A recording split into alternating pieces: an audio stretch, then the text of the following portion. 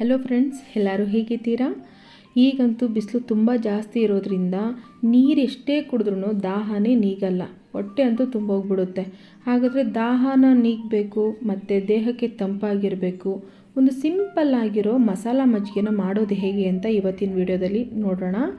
ಹಾಗಾದರೆ ಯಾರೆಲ್ಲ ಮೊದಲನೇದಾಗಿ ನನ್ನ ವಿಡಿಯೋನ ನೋಡ್ತಾ ಇದ್ದೀರಾ, ದಯವಿಟ್ಟು ಸಬ್ಸ್ಕ್ರೈಬ್ ಮಾಡ್ಕೊಳ್ಳಿ, ಬೆಲ್ಲೈಕನ್ನ ಟಚ್ ಮಾಡಿ. ಒಳ್ಳೊಳ್ಳೆ ವೀಡಿಯೋಗಳನ್ನ ಮಾಡೋಕ್ಕೆ ಟ್ರೈ ಮಾಡ್ತೀನಿ. ಅದು ಮಕ್ಕಳಿಗೆ ಸಂಬಂಧಪಟ್ಟ ವೀಡಿಯೋಗಳು ಮತ್ತು ಮಹಿಳೆಯರಿಗೆ ಸಂಬಂಧಪಟ್ಟ ವೀಡಿಯೋಗಳನ್ನ ನಾನು ಈ ವಿಡಿಯೋ ಇನ್ನು ಮುಂದಕ್ಕೆ ಮಾಡೋಕ್ಕೆ ಟ್ರೈ ಮಾಡ್ತೀನಿ. ಈ ಮಸಾಲ ಮಜ್ಜಿಗೆ ಅಂತೂ ಮಕ್ಕಳು ತುಂಬ ಇಷ್ಟಪಡ್ತಾರೆ ಫ್ರೆಂಡ್ಸ್. ಖಾರದ ಅಂಶ ಒಂದು ಸ್ವಲ್ಪ ಕಮ್ಮಿ ಹಾಕಿ ಮಕ್ಕಳು ಕೊಡಬೇಕು ಅಂತಂದರೆ, ದೊಡ್ಡವ್ರು ಕುಡಿಬೇಕು ಅಂತಂದರೆ ನಿಮ್ಗೆ ಎಷ್ಟು ಖಾರ ಕುಡಿಯೋಕ್ಕಾಗುತ್ತೋ ಅಷ್ಟು ಖಾರ ಬಳಸ್ಬೋದು. ಈ ಮಸಾಲ ಮಜ್ಜಿಗೆಗೆ ಯಾವುದೇ ರೀತಿ ಒಗ್ಗರಣೆ ಹಾಕಂಗಿಲ್ಲ, ಏನಿಲ್ಲ. ಕೇವಲ ಒಂದು 6 ಪದಾರ್ಥಗಳನ್ನ ಬಳಸ್ಕೊಂಡು ಸಿಂಪಲ್ಲಾಗಿ ಒಂದು 5 ನಿಮಿಷದಲ್ಲಿ ಮನೆಯಲ್ಲೇ ರುಚಿಯಾಗಿ ಮಸಾಲ ಮಜ್ಜಿಗೆನ ಮಾಡ್ಬೋದು. ದಿನ ಕುಡಿಯೋದ್ರಿಂದ ಏನು ತೊಂದರೆ ಆಗಲ್ಲ ಫ್ರೆಂಡ್ಸ್, ಬಹಳ ರುಚಿಯಾಗಿರುತ್ತೆ, ದಾಹ ಬೇಗ ನೀಗುತ್ತೆ. ಹಾಗಾದರೆ ಬನ್ನಿ, ಮನೆಯಲ್ಲೇ ಮಸಾಲ ಮಜ್ಜಿಗೆ ಮಾಡೋಕ್ಕೆ ಬೇಕಾದ ಪದಾರ್ಥಗಳು: ಅರ್ಧ ಲೀಟ್ರ್ ಮೊಸರು, ಉಪ್ಪು, ಕೊತ್ತಂಬರಿ ಸೊಪ್ಪು, ಶುಂಠಿ ನೀರು, ಹಸಿಮೆಣಸಿನ್ಕಾಯಿ.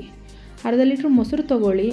ಅದನ್ನ ನೀವು ಮಿಕ್ಸಿಯಲ್ಲಾದರೂ ಹಾಕ್ಬೋದು, ಇಲ್ಲಾಂದರೆ ಮೊಸರು ಕಡಿತಾರೆ ಅಂತ ನಮ್ಮ ಕಡೆ ಹೇಳ್ತೀವಿ, ಆ ಥರ ಮೊಸರು ಕಡಿಯೋದ್ರಲ್ಲಾದ್ರೂ ಅದು ಒಂದು ರೀತಿ ಕಡ್ಕೊಬೋದು ನೀಟಾಗಿ.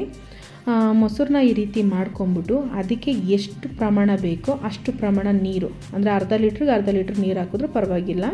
ಅದನ್ನ ನೋಡಿಕೊಂಡು ನೀವು ಅದಕ್ಕೆ ಎಷ್ಟು ಬೇಕೋ ಅಷ್ಟು ನೀರನ್ನು ಬೆರೆಸ್ಕೊಳ್ಳಿ. ಹಸಿಮೆಣ್ಸಿನ್ಕಾಯಿ ಖಾರ ನೋಡಿಕೊಂಡು ಸಣ್ಣಕ್ಕೆ ಕಟ್ ಮಾಡಿ ಹಸಿಮೆಣ್ಸಿನ್ಕಾಯಿನ ಹಾಕಿ, ನಿಮಗೆ ಎಷ್ಟು ಖಾರ ಬೇಕೋ ಅಷ್ಟು. ಕೊತ್ತಂಬರಿ ಸೊಪ್ಪು ಸ್ವಲ್ಪ, ಅದಕ್ಕೆ ಅರ್ಧ ಲೀಟ್ರ್ ಮೊಸರು ಅಂತಂದರೆ ಅದು ಕ್ವಾಂಟಿಟಿ ನಿಮ್ಗೆ ಗೊತ್ತಾಗುತ್ತೆ, ಸ್ವಲ್ಪ ಕೊತ್ತಂಬರಿ ಸೊಪ್ಪು. ಶುಂಠಿ ನೆಕ್ಸ್ಟು, ಶುಂಠಿನ ಕಟ್ ಮಾಡಬೇಡಿ, ತುರಿದ್ಬಿಟ್ಟು ಹಾಕಿ. ಮೇನಾಗಿ ಶುಂಠಿನೇ ಮುಖ್ಯ ಇದಕ್ಕೆ, ಯಾಕೆಂದರೆ ಅದು ಕುಡಿಬೇಕಾದ್ರೆ ಖಾರವಾಗಿ ಚೆನ್ನಾಗಿರುತ್ತೆ. ಮತ್ತು ರುಚಿಗೆ ತಕ್ಕಷ್ಟು ಉಪ್ಪು. ಇಷ್ಟೇ ಫ್ರೆಂಡ್ಸ್.